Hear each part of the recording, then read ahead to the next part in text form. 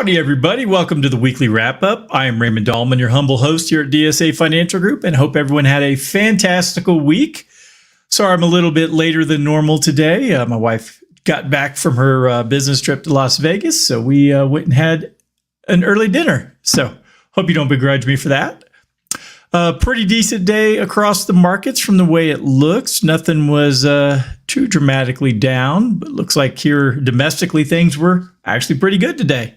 So I know we've had a lot of volatility this week. We'll go ahead and review the economic data that came out this week, the how the indexes did, and I got 4 articles to go through.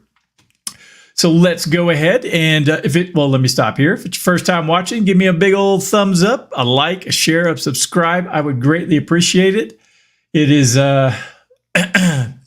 definitely some strange times out there, and I'm sure if you know someone who is feeling a little iffy about how the economy's going or how their retirement plan is going, feel free to send them my way. I'd be happy to talk them through it and see if I can help. Anyways, all right, well, let's go ahead and jump in to see how the indexes did today. The Dow Jones was up 1.27% or 424 points, closed at 33,761. The S&P 500 was up 1.73%, closed at 4280. NASDAQ back up over 13,000, was up 2.09%. It's currently sitting at 13,047. Small caps are almost up 2% today. The VIX fell 3.32%, currently at 1953. So just barely below that 20 number, which is kind of our, using the red light, green light, yellow light analogy. Anything below 20, I kind of view as where the volatility is in the green. Things are pretty smooth sailing. Between 20 and 30, it's your yellow light, and above 30. It is your red light. So proceed with caution if you're going to go when there's a red light. All right. The other exchanges here in the Americas, Canada was up 0.94, Brazil up 2.78, Mexico up 0.81. Jumping across the Atlantic, Germany up 0.74, UK up 0.47, France up 0.14, Euro Stoxx was up 0.53. Looks like the Netherlands was flat at 0. Spain up 0.24, Italy up 0.49, Switzerland was down 0.24%, Portugal was also down 1.15%. Moving further east in Russia, the MOEX was up 0.67 and the RTSI up 0.91. Headed over to the Asian markets, Japan was up 2.62%, while Australia was down 0.54, New Zealand down 0.73. The Chinese markets, the Shanghai was down 0.15, the SESE component down 0.44, the China A50 up 0.34, the DJ Shanghai was flat at down 0.09, and the Hang Seng up 0.46, and the Taiwan weighted came in up 0.6%. So like I said, a pretty decent day across the globe. I mean, a few down numbers here or there, but looks like here domestically, everyone was just super excited. All right, well, let's take a look and see how the markets did for the week. Let's start out here with the Dow Jones. Looks like it's going to finish the week up about 2.63%. The S&P 500 up 2.97%. The NASDAQ up 2.55%. Dow Utilities up 2.24%.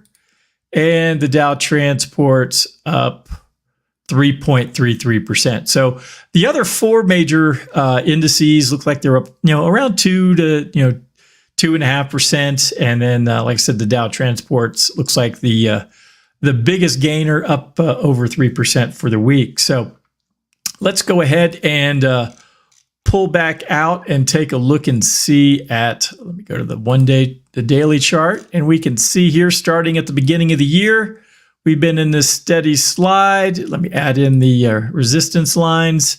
We've broken through here for now. What is this? What's the timeline on that? About 16 or 22 days or 16 business days. So again, we'll see if this, if this trend continues, and make some adjustments. Also here on the MACD indicator down here, you can see we on the Dow Jones have broken across back into positive territory.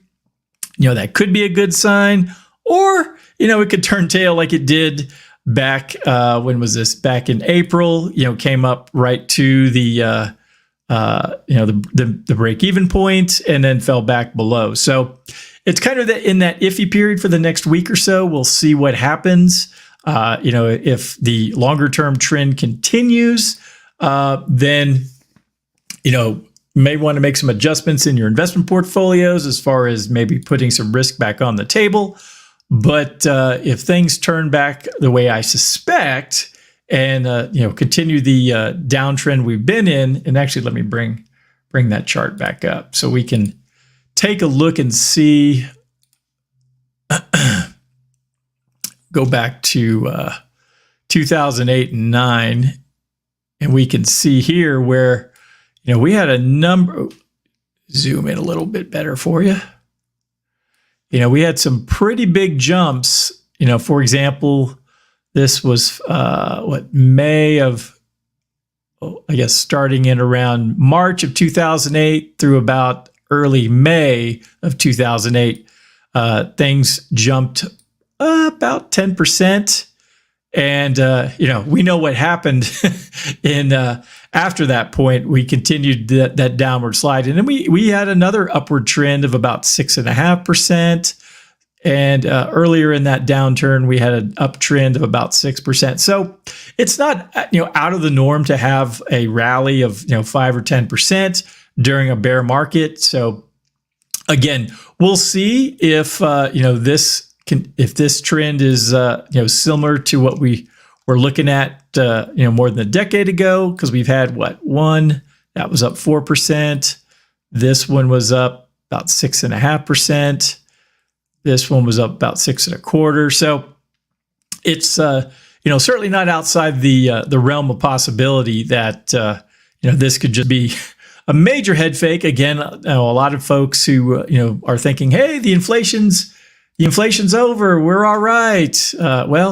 It could it could definitely be a head fake and send us back in the wrong direction. So, all right, well, let's go ahead and take a look at the economic data that came out this week, starting off with the employment numbers. The initial jobless claims came in at 262,000, 1,000 under the forecast of 263. But we do see the longer-term trend has been, trending up. We've been above 200,000 initial jobless claims since the first week of May. So this is, May, June, July, and now we're into the second week of August. So that's about 3.5 months there that we've had an upward trend in job losses. So again, don't panic, but if you're in one of those job sectors that potentially could see some layoffs, you might want to maybe make some other accommodations. Continuing jobless claims came in at 1.428 million. The forecast was 1.407. And let's take a look and see, going back to it hasn't trended up too badly. We've been in that 1.3, 1.4 for quite a while, for a number of months. Basically going back to early February, where we were at 1.6 million. So again, we haven't seen the continuing claims, or basically people on extended unemployment. We haven't seen that really start to trend up too majorly at this point. So we'll chalk that up to some good news. All right. The consumer price index came out this week. The number was 8.5%, and the monthly number was came in at basically flat, but still for the year. And that was something I was going to go. Man, I'll do that on Monday. I got a lot of stuff to cover today. So basically totaling up the gross inflation that we've experienced over the last 2+ years at this point. The core CPI, or core consumer price index, came in at 5.9. Core takes out food and energy and a couple of other things, but the forecast was 6.1, so a little bit lower than forecast. So that is definitely some good news. I think some aspects of the inflation are starting to peak, but is it going to be everything across the board? Slow your roll, folks. The producer price index came out, what day was that? Yesterday. Came in at a 9.8% number. The forecast was 10.4. So has started to pull back a little bit, which is, again, some good news. And the core producer price index producer price index. Oh, and the core producer price index, which again takes out food and energy, came in at 7.6, which is right on forecast. The consumer sentiment jumped back up. We were at a 55.1. The previous month, we were at a 51.5. So looking down here on this chart, you can see we have ticked up a little bit. Certainly not as good as the numbers we were at the beginning of the year. But again, we'll take the wins where we can get them. All right, let's go ahead and blaze through these few articles I got here. The first one is today's market recap. Stock market today, Dow in fourth weekly win as chip helps tech shine. The Dow racked up gains Friday to notch its fourth straight weekly gain, driven by a chip-led rally in tech as signs of easing inflation pressures this week stoked bullish bets on stocks. Technology stocks were underpinned by a nearly 3% jump in semiconductor stocks as dip buying in Micron Technology Inc. and NVIDIA Corporation continued after the duo plunged earlier this week on profit warnings, as well as rallying chip stocks. Big tech was also in the ascendancy. Apple was up more than 2% after the tech giant reportedly told iPhone suppliers to ramp up production amid expectations for sales to remain steady despite a slowing market.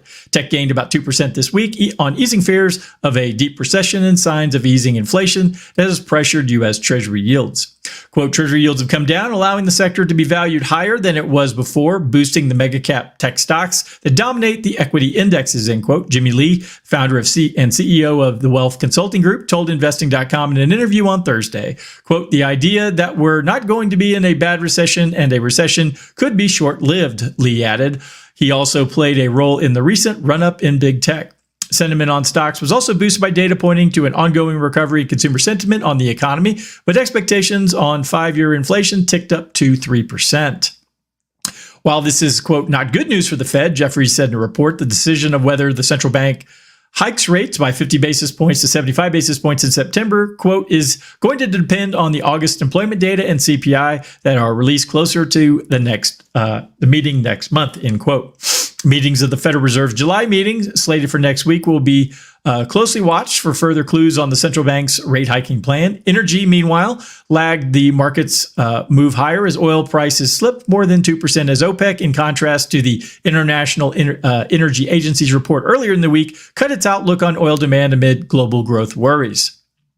The earnings front served up mixed quarterly results as Toast jumped while Illumina slumped. Toast lifted its full-year earnings guidance after reporting a narrower-than-expected quarterly loss, driven by increasing demand for its restaurant payment technology.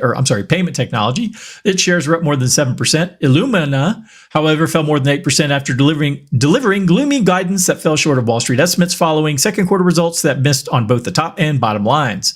Rivian Automotive was flat after forecasting a deeper annual loss, though investors appeared to take solace from production guidance that remained unchanged despite supply chain issues. In other news, Peloton Interactive jumped more than 13% as the exercise equipment maker reportedly readies more job cuts and aims for price hikes to strengthen its balance sheet.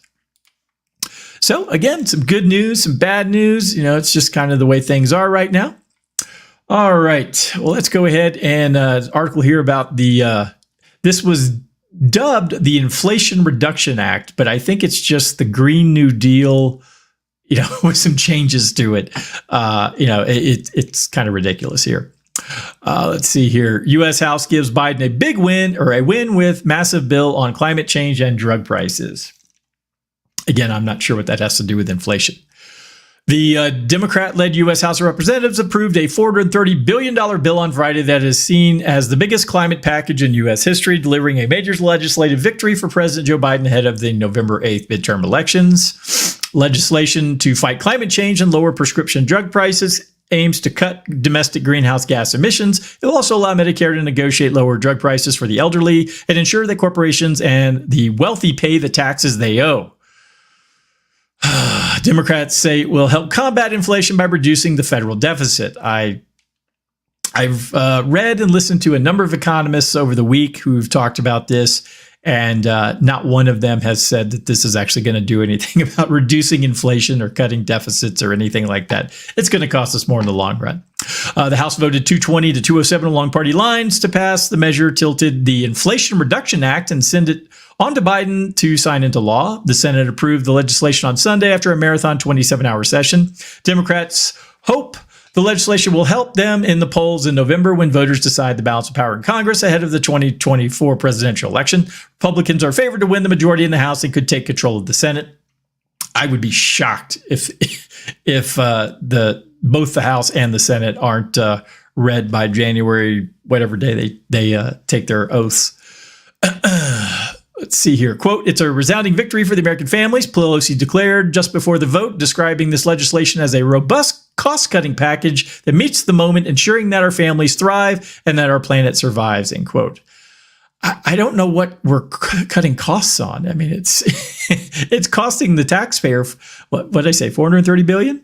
Yeah, $430 billion over, I think they say over 10 years. So anyways, Biden plans to travel across the country to tout the bill along with a series of other legislative victories at a time when many voters have soured on him amid soaring inflation. About half of Americans support the climate and drug pricing legislation, including 69% of Democrats and 34% of Republicans, according to a Reuters Ipsos poll conducted on August 3rd and 4th. Business groups have a mixed reaction to the legislation, which offers the prospect of higher tax bills, that's why I don't like it, for some companies, while at the same time giving protections to the fossil fuel industry. Yeah, again, it's like you're about green, but then you give protections to the oil industry. I mean, there shouldn't be any corporate welfare in any of these bills. Republicans oppose the legislation, warning it will kill jobs by raising corporate tax bills, further fuel inflation with government spending, and inhibit the development of new drugs. Quote, "Democrats, more than any other majority in history, are addicted to spending other people's money, regardless of what we as a country can afford," House Republican Kevin McCarthy said said in a floor speech. Slow down there, Kevin. Republicans are just as bad. I mean, I call them the Republicrats. I put them all into one big bucket of evil. They all spend all they do is pander to, like the left panders to the poor and, the people who want handouts, and the Republicans, pander to, people who are, more conservative, your religious crowd. I mean, but in the end, they all just do the same thing. They spend the money that's not theirs. All right, jump back in. The bill has been more than 18 months in the making. It represents a final version of Biden's original sweeping Build Back Better plan, which had been whittled down in the face of opposition from Republicans and key legislators from its own party. Investors looking to pour cash into clean energy products can expect at least a decade of federal subsidies through the long-term tax credits for wind and solar and new credits for energy storage, biogas, and hydrogen. Developers who use U.S.-made equipment or build in poorer areas will have additional support. But the bill does not leave the U.S. fossil fuels industry out in the cold. Some provisions allow federal government to authorize new wind and solar energy developments on federal land only when it is also auctioning rights to drill for oil and natural gas. The fossil fuel protections disappoint progressives, but pose no barrier to Democratic support. Quote, "We do not support the expansion on fossil fuel leasing," said Representative Pramila Jayapal, who heads the Congressional Progressive Caucus. Quote, "But critically, independent analysis show that their impact will be far outweighed by the bill's carbon pollution cuts," end quote. A $7,500 tax credit to encourage U.S. consumers to buy electric vehicles could not be used for most EV models on the market, according to major automakers, who warned that the legislation will put achieving U.S. EV adoption targets for 2030 in jeopardy. To be eligible for the credit, vehicles must be assembled in North America, which makes most current EVs ineligible as soon as the bill takes effect. The bill's main revenue source is a 15% corporate minimum tax aimed at stopping large profitable companies from gaming the IRS code to slash their tax bills to zero. Yeah, and there's also some taxes in there for just the regular everyday guy. I mean, it's only a few percent here or there, but it is a campaign promise that Mr. Biden said that no one making under $400,000 would see any tax hikes. Well, that was incorrect. All righty. Well, and let me just say, I'm not opposed to people driving green cars. I'm not opposed to people taking care of the environment. I'm not opposed to most of the things that, if done voluntarily in these bills, doesn't matter to me. If you want to do that, fine. You build a better product, I'll buy it. It's the force involved and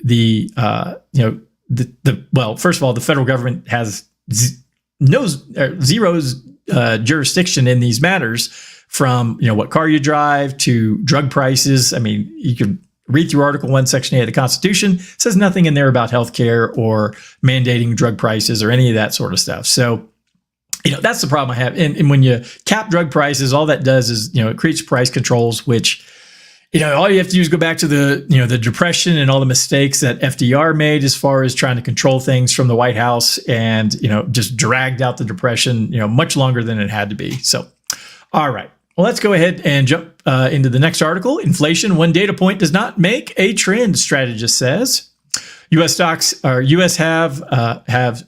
rallied this week, with both the S&P 500 and tech-heavy NASDAQ set to post their longest streaks of weekly gains in November, bolstered by Wednesday's inflation data. But one strategist argues markets aren't out of the woods just yet when it comes to inflation and any subsequent actions from the Federal Reserve.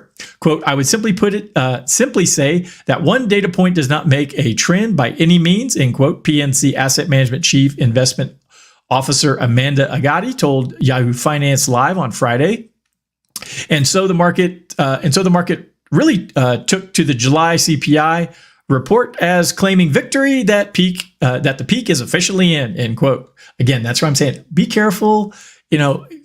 I've been through this before back in 2008 and 9. And when you think you're out of the woods, bam, you get, it's like when you're running down the football field and you're not paying attention and somebody just blindsides you. Next thing you know, your shoulder pads are on the ground and your feet are sticking straight up in the air.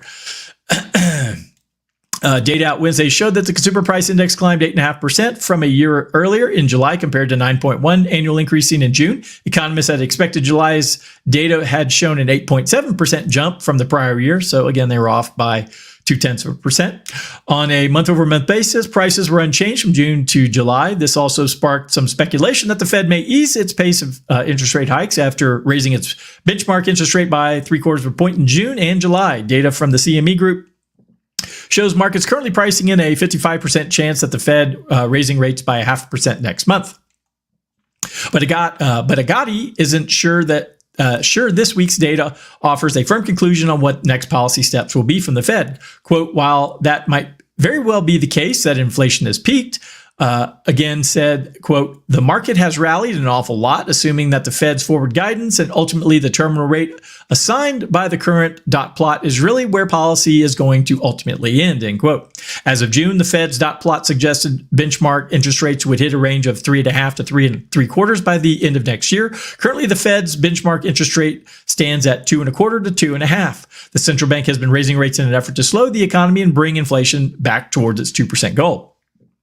Quote, we need a bit more in terms of data points to confirm that officially the peak for inflation is in, Agati said. Quote, I think over the next couple of months, we can certainly get confirmation of that extent that CPI continues to move in the right direction, but we don't have confirmation from the Fed and Fed governors across the board that really the guidance that they have laid out is really it. I think the Fed is very much fixated on needing to do more, and that's a very vague term, end quote. So like I said, don't count your chickens before they hatch, because you could wind up getting hurt really, really bad.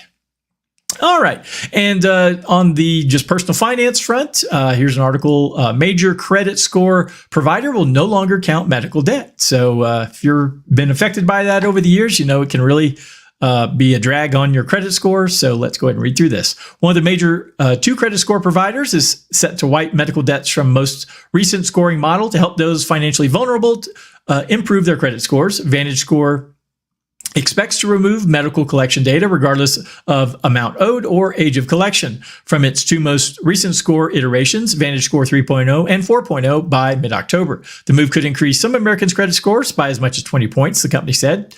Quote, across our credit score models, medical collections accounts have minimal impact on the predictiveness of creditworthiness for a large segment of the population. As such, we are making the proactive decision to remove the information from our models entirely. end quote. Silvio Tavares, president and CEO of VantageScore, said in a news release, quote, our decision reflects VantageScore's continued effort to offer the most predictive scoring models and to help increase financial inclusion, end quote.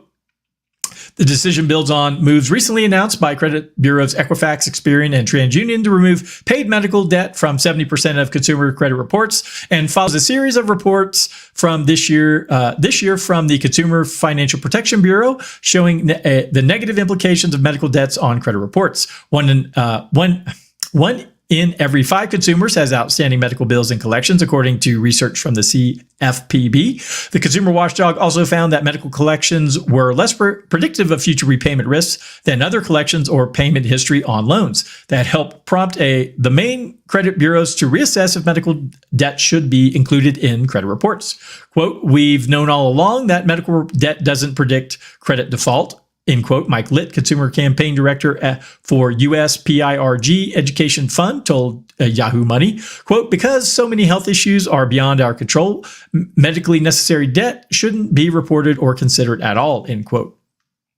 The largest score developer, FICO, has also taken steps to reduce the impact of medical debt on its newer credit score models. Quote, FICO has recognized for years the need to treat low balance and unpaid third-party medical collections in a more sophisticated manner, reflecting in FICO Score 8, which launched in 2009, and in newer FICO score models, end quote. Sally Taylor, vice president and general manager of FICO Scores, told Yahoo Money. For instance, if FICO Score 9 was further refined when it came to considering medical debt, and its FICO Score 10 suite bypassed all paid third-party collections, both medical and non-medical. Additionally, FICO Score 8 through 10 bypassed third-party collections where the original balance was below $100. And FICO Score 9 and 10 also differentiate between unpaid medical collections and unpaid non-medical collections.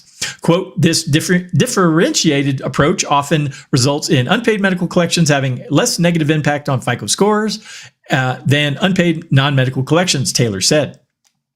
With all these changes from VantageScore will help some folks. Many will remain left out. According to the CFPB, residents of lower income, majority Black and Hispanic groups are likely to have medical collections on their credit reports that aren't paid. Quote, consumers will be able to open shut doors on them by lenders using VantageScore credit scores, which were unfairly impacted by medical debts, Litt said. Quote, now it's time for the 3 national credit bureaus to stop reporting medically necessary debt altogether to ensure such debt won't impact any credit score used in the market, end quote.